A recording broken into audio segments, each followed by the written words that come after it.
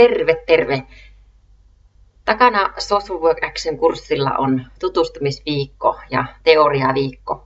Kiitos kaikista kommenteista ja keskusteluista, mitä on käyty kurssin Facebook-alustalla. Se on ollut hyvin mielenkiintoista ja avartavaa myöskin minulle.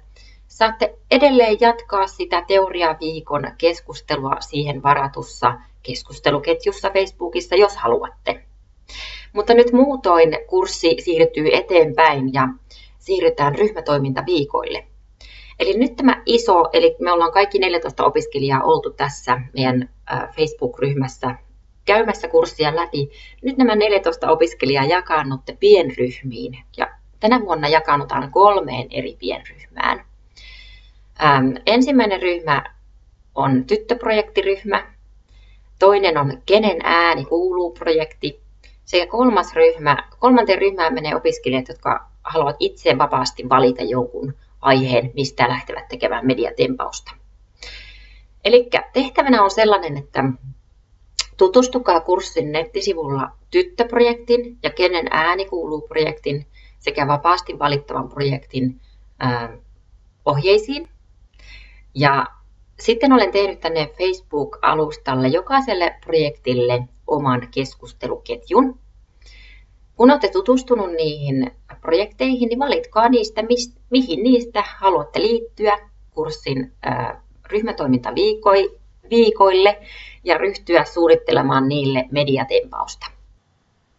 Tee mediatempausryhmän valintasi mieluiten keskiviikkoon 18.3. mennessä, juurikin ilmoittautumalla sen projektin keskusteluketjuun, jonka olet valinnut omaksi mediatempausprojektiksi. Ja samalla kun ilmoitat siinä keskusteluketjussa, että minä tulen tähän tyttöprojektiin tai Kenen äänet kuuluu -projektiin tai vapaasti valittavaan projektiin, niin kerro samalla muille opiskelijoille siinä oma sähköpostiosoitteesi. Tarvitsette niissä pienryhmässä toistenne sähköpostiosoitteita, jotta voitte jatkaa työskentelyä. Samalla kun olet valinnut, mihin projektiin haluat tehdä mediatempausta tällä kurssilla, niin mieti, mitä lisäkysymyksiä haluaisit vielä kysyä niiltä järjestöiltä, jotka ovat näissä mediatempauksissa mukana. Olen menossa käymään Tyttöjen talolla keskiviikkona ja voin välittää siellä teidän kysymyksiänne ja ideoitanne keskusteltavaksi. Olen menossa käymään Sosiaali- ja terveysturvayhdistys ry:llä sitten perjantaina ja samaten sinnekin voin välittää teidän kysymyksiä ja kommentteja ja ideoita keskusteltavaksi. Molemmissa paikoissa kun käyn, niin mä videoin ne keskustelut heidän kanssaan ja välitän ne keskustelut sitten teille, että saatte vielä videon välityksellä lisätietoa siitä, millaista työtä tehdään tyttöjen parissa siellä Tyttöjen talossa ja millaista työtä taas tehdään siellä Sosiaali- ja terveysturvayhdistyksellä.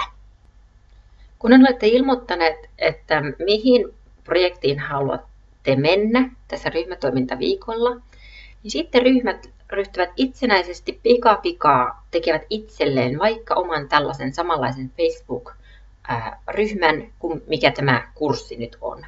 Tehkää salainen Facebook-ryhmä, missä lähdette sitten suunnittelemaan tuota ryhmätoimintaa yhdessä. Ja kutsutte sinne myös minut ja Veera Viitasen mukaan. Me Veeran kanssa jaetaan vähän myöhemmin, kun nähdään, että miten te opiskelijat jakaannutte eri ryhmiin. Sitten me jaetaan, että kumpi ottaa vastuun mistäkin ryhmästä.